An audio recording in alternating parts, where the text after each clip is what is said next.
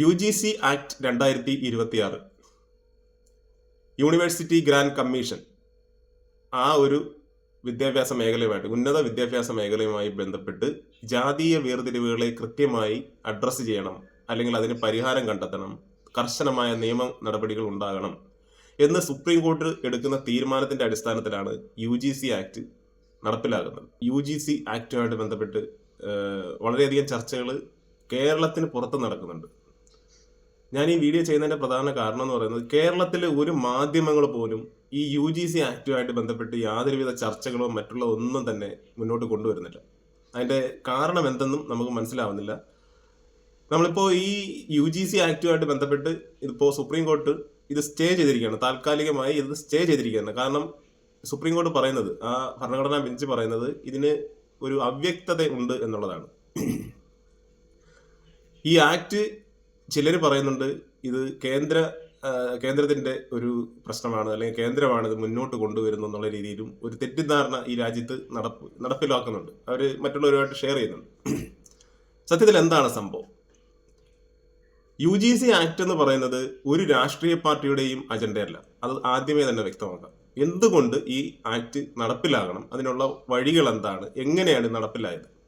BJP ആണ് ഇതിന്റെ ഉത്തരവാദികളെന്ന് പറഞ്ഞുകൊണ്ട് വളരെയധികം ഒരു തെറ്റിദ്ധാരണ രാജ്യത്ത് പടർത്തി വയ്ക്കുന്നുണ്ട്. അതിൽ കേരളത്തിൽ തന്നെ കപട ബുദ്ധിജീവികൾ ആയിട്ടുള്ള ചിലർ ഇതിനെ ശ്രമിക്കുകയും ചെയ്യുന്നുണ്ട്.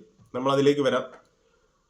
അപ്പൊ എങ്ങനെയാണ് ഈ UGC ആക്ട് നടപ്പിലായതെന്നുള്ളത് അത്യാവശ്യം ചിലർക്കൊക്കെ മനസ്സിലായിട്ടുണ്ട്.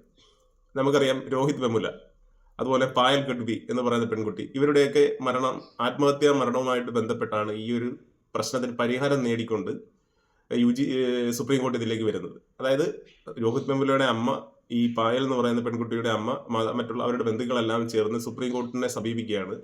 ഇനി മുതൽ ഇങ്ങനെയുള്ള ഒരു ജാതി കൊലപാതകങ്ങൾ അല്ലെങ്കിൽ ജാതി വേർതിരിവിനെതിരെയായി ജാതി വേർതിരിവുമായി ബന്ധപ്പെട്ട് ഒരു കുട്ടികൾ പോലും ഇന്ത്യയിൽ ഇനി മരിക്കാൻ പാടില്ല എന്നൊരു തീരുമാനം സുപ്രീം കോടതി ഉത്തരവാദിത്തത്തിൽ എടുക്കണമെന്ന് പറഞ്ഞുകൊണ്ട് ഹർജി ചെല്ലുന്നതിന്റെ അടിസ്ഥാനത്തിലാണ് സുപ്രീം കോടതി തന്നെ നിയമങ്ങൾ തയ്യാറാക്കി, അല്ലെങ്കിൽ അതുമായിട്ട് ബന്ധപ്പെട്ടുള്ള എല്ലാ ക്രൈറ്റീരിയയും വെച്ചുകൊണ്ട് നിയമം പാസ്സാക്കുന്നത്, പാർലമെന്റിലേക്ക് വരുന്നത്. പാർലമെന്റിൽ ഈ പറയുന്ന കോൺഗ്രസ് പോലും ഇതിനെ സപ്പോർട്ട് ചെയ്യുന്ന മറ്റു അനവധി പാർട്ടികളുണ്ട്. പക്ഷെ ഇതിനകത്ത് എടുത്തു പറയേണ്ട ഒരു കാര്യം, ആരൊക്കെയാണ് പ്രധാനമായി ഈ ആക്ടിനെ എതിർക്കുന്നത്, അവർ എന്തൊക്കെയാണ് ഇതിനെ മുന്നോട്ട് വയ്ക്കുന്നത്? ഇപ്പോൾ കഴിഞ്ഞ 2-3 ദിവസത്തിന് മുമ്പ് ഈ ഒരു വിധി അല്ലെങ്കിൽ ഈ ഒരു ഉത്തരവിനെ സ്റ്റേ ചെയ്തിട്ടുണ്ട് സുപ്രീം കോടതി. സുപ്രീം കോടതി പറയുന്നത് ഇതിന് അവ്യക്തത ഉണ്ടെന്നാണ് പറയുന്നത്. നമുക്ക് അതാണ് മനസ്സിലാവാത്തത്.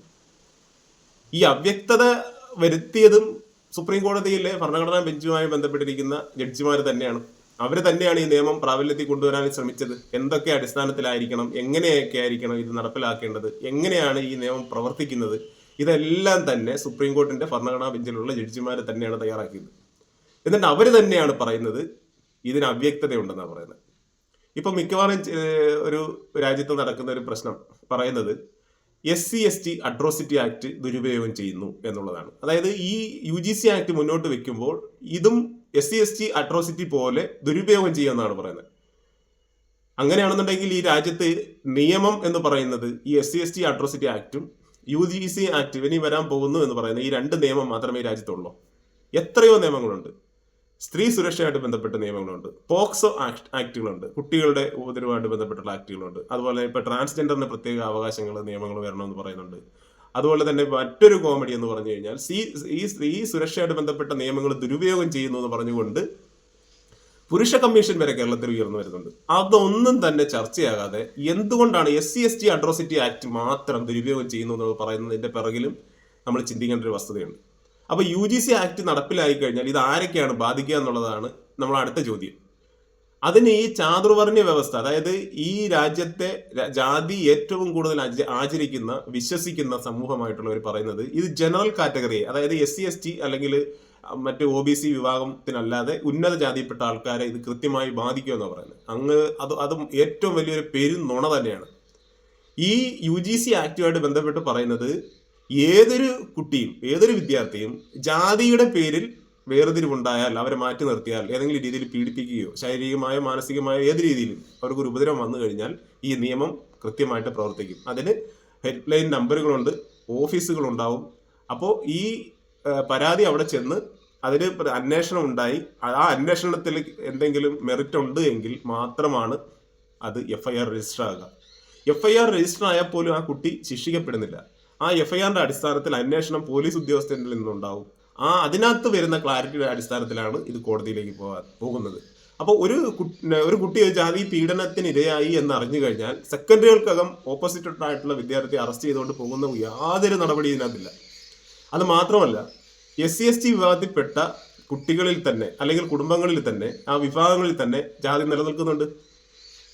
ദലിത് വിഭാഗത്തിൽ തന്നെ ആയിരക്കണക്കിന് 10,000-കണക്കിന് ജാതി ഉപജാതികളുള്ളതാണ്. അപ്പൊ അതിൽ പോലും ഇത് പ്രവർത്തിക്കും എന്നുള്ളതാണ്. SC/ST വിഭാഗത്തിൽപ്പെട്ട ആൾക്കാർ പോലും ഒരു SC/ST വിഭാഗത്തിൽപ്പെട്ട കുട്ടിയെ ജാതിയുടെ പേരിൽ വേർതിരിവോ അല്ലെങ്കിൽ ഉപദ്രവോ മറ്റുള്ള ഒന്നും ചെയ്യാൻ പറ്റില്ല.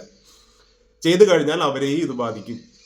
ഇനിയിപ്പോ നോക്കിയാൽ ക്രിസ്ത്യൻ സമൂഹം, മുസ്ലിം സമൂഹം, ഇവർക്ക് പോലും ഈ നിയമം ബാധകമാണ്. ഈ സമൂഹത്തിന് പോലും ഇത് കൃത്യമായി ഫോളോ ചെയ്താൽ മാത്രമേ പറ്റൂ. പക്ഷേ രാജ്യത്ത് ഒരേ ഒരു വിഭാഗം മാത്രമാണ് UGC ആക്ടിനെ എതിർക്കുന്നത് എന്നുള്ളതാണ് ഏറ്റവും വലിയൊരു അത്ഭുതം എന്ന് പറയുന്നത്. അതായത് ബ്രാഹ്മൺ സമൂഹം, ക്ഷത്രിയ സമൂഹം, വൈശ്യ, ശൂദ്ര എന്ന് പറയുന്ന വിഭാഗം പോലും ജാതിക്ക് അടിമയായിക്കൊണ്ടിരിക്കുന്ന അല്ലെങ്കിൽ ജാതിക്ക് ഇരയായിക്കൊണ്ടിരിക്കുന്ന രാജ്യമാണ് ഇന്ത്യ. ഒരു പക്ഷേ അത് കേരളത്തിൽ ഇല്ല എന്ന് മാത്രം. കേരളം വിട്ട് നോർത്ത് ഇന്ത്യയിലേക്ക് പോയി കഴിഞ്ഞാൽ അവിടെ ശൂദ്ര വിഭാഗം പോലും ജാതിക്ക് ഇരയാവുന്നു എന്നുള്ളതാണ് സത്യം. നമുക്ക് അതിന്റെ കൃത്യമായിട്ടുള്ള രേഖകൾ നമുക്ക് വേണമെങ്കിൽ ഗൂഗിളിൽ പരിശോധിക്കാം. അവിടുത്തെ നോർത്ത് ഇന്ത്യയിലുള്ള ശൂദ്ര വിഭാഗം എങ്ങനെയാണ് ജീവിക്കുന്നത്, അവരുടെ തൊഴിൽ, അവരുടെ ഇടങ്ങൾ എങ്ങനെയാണ്, വിദ്യാഭ്യാസ മേഖലയായിട്ട് ബന്ധപ്പെട്ട അവരുടെ പ്രാതിനിധ്യം എന്താണ്, അതൊക്കെ നമുക്ക് പരിശോധിക്കാവുന്നതാണ്.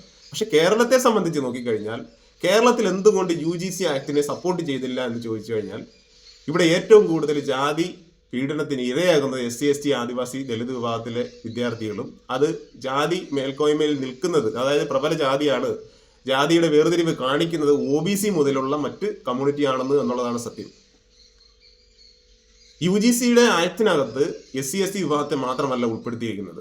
അപ്പോൾ UGC ആക്ടിനകത്ത് SC/ST, OBC വിഭാഗം കൂടി ഉൾപ്പെടുന്നുണ്ട് എന്നുള്ളതാണ് അത്ഭുതം.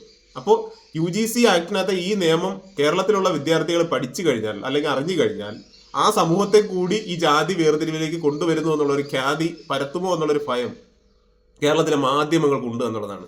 ഇപ്പൊ ഈഴവ സമൂഹം OBC ആണ്, അവർ കൂടി താഴ്ന്ന ജാതിയാണ് എന്ന് ഉള്ള ഒരു ഖ്യാതി ഇവിടെ പടരും. വിദ്യാർത്ഥി സമൂഹത്തിൽ ഇതുവരെ ഈ കേരളത്തിലുള്ളത് SC/ST സമൂഹം മാത്രമാണ് താഴ്ന്ന ജാതി, അവർ മാത്രമേ ജാതിക്ക് ഇരയാകുന്നുള്ളൂ എന്നുള്ളൊരു പ്രൊപ്പഗണ്ട ഇവിടെ സൃഷ്ടിച്ചു വെച്ചിട്ടുണ്ട്. അത് പൊളിയുന്നത് ഈ UGC ആക്ടിനെ കുറിച്ച് കേരളം ചർച്ച ചെയ്ത് കഴിഞ്ഞാൽ ഈഴവരും ഇവിടെ ഏറ്റവും താഴ്ന്ന ജാതിയായി പ്രഖ്യാപിക്കുക എന്നുള്ളതാണ് സത്യം. അപ്പൊ നമ്മൾ ഇതിലേക്ക് വരുമ്പോൾ ഈ UGC ആക്ട് എന്ന് പറയുന്നത് എങ്ങനെയാണ് പ്രവർത്തിക്കുന്നത്, അല്ലെങ്കിൽ SC/ST വിഭാഗത്തിന് പോലും പ്രശ്നമാണ് എന്നിരിക്കെ ഇപ്പോൾ അഡ്മിഷനുമായിട്ട് ബന്ധപ്പെട്ട് നോക്കാം. അഡ്മിഷൻ പോലും ഈ UGC ആക്ടിനകത്ത് ബാധിക്കുന്നു എന്നുള്ളതാണ്.